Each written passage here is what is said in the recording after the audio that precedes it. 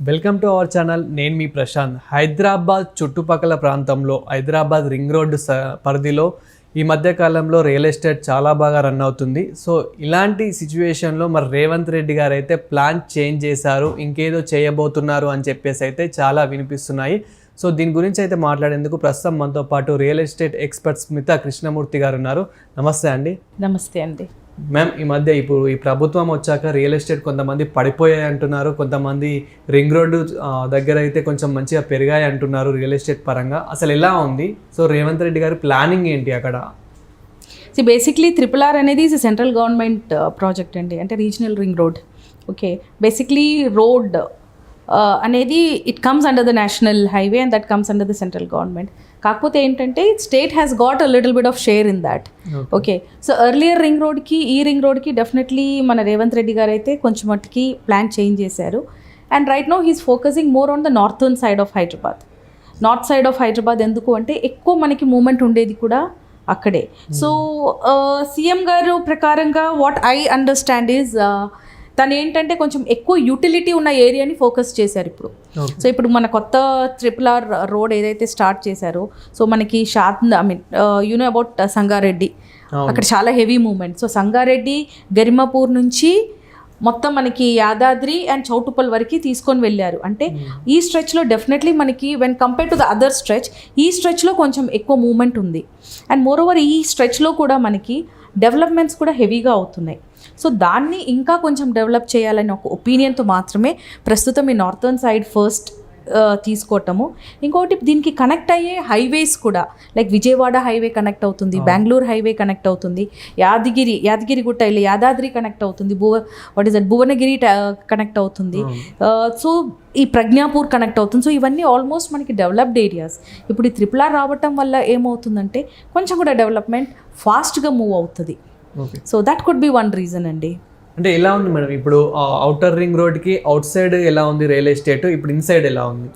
మనకి coming to the road connectivity of Hyderabad, మనకి 3 types of roads ఉన్నాయండి.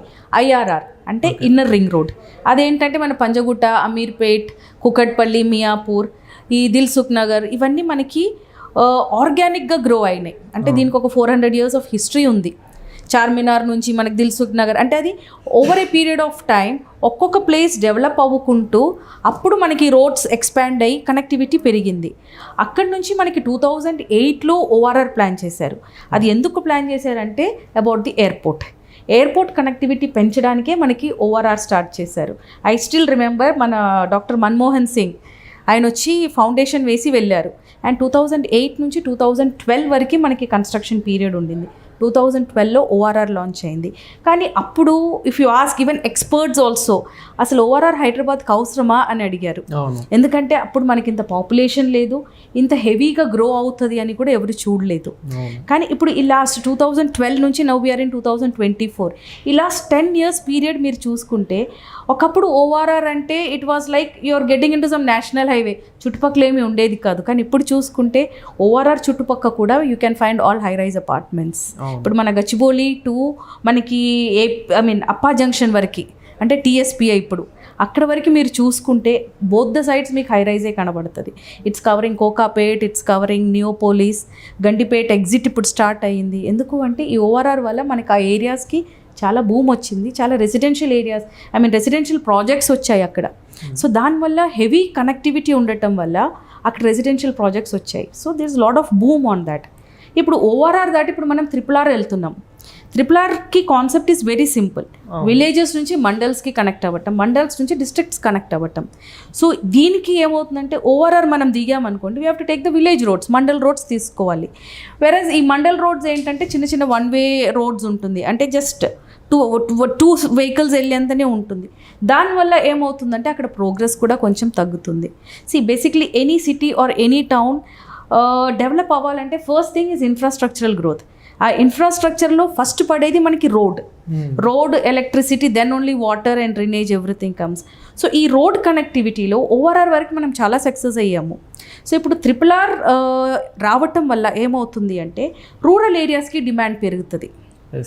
ఓకే, ఈ rural areas, okay, just forget about the rural areas. ఇప్పుడు మనకి villages నుంచి మండల్స్ నుంచి డిస్ట్రిక్ట్, ఇప్పుడు ఈ RRR కనెక్ట్ అవ్వాలంటే ఇప్పుడు ఈ ఈ RRR నుంచి మండల్ రోడ్స్ వేయటం మొదలు పెడతారు. Not only the RRR, mandal నుంచి మళ్ళీ విలేజ్ రోడ్స్ కూడా. అంటే ఇక్కడంతా మనకి బీటీ రోడ్స్ స్టార్ట్ అవుతుంది, which means that infrastructural growth rural area వరకు ఇప్పుడు అప్రోచ్లో ఉంటుంది. ఓకే, అండ్ ఇలాంటి రోడ్స్ రావటం వల్ల కూడా ఏమవుతుందంటే ట్రాన్స్పోర్టేషన్ హెవీగా గ్రో అవుతుంది. సో స్మాల్ స్కేల్ ఇండస్ట్రీస్ కూడా ఛాన్సెస్ హెవీగా ఉన్నాయి.